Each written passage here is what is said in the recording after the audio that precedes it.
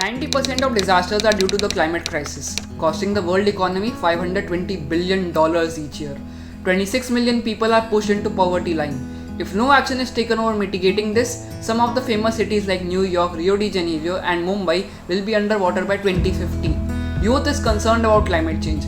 As per UNDP's report of 2015, close to 500,000 youth around the world have taken action on climate change through several projects on a community basis.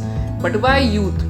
Young people are the key actors in raising awareness, adopting environmentally friendly practices, and implementing the adaptation and mitigation of climate friendly projects.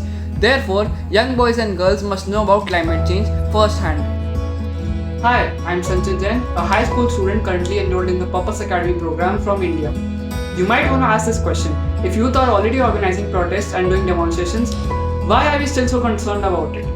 The truth is that the youth who already know about climate change, they don't find it attractive enough. Climate action is not attractive for them.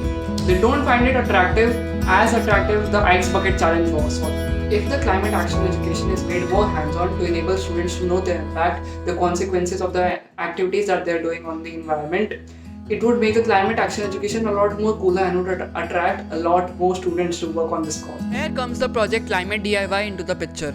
We'll be equipping students with technologies like artificial intelligence, data analytics, and the Internet of Things in the form of DIY kits so that they can learn how climate change is happening in a more practical manner, in a more hands-on manner. They can not only understand their carbon footprint but also know how climate friendly their lifestyle is.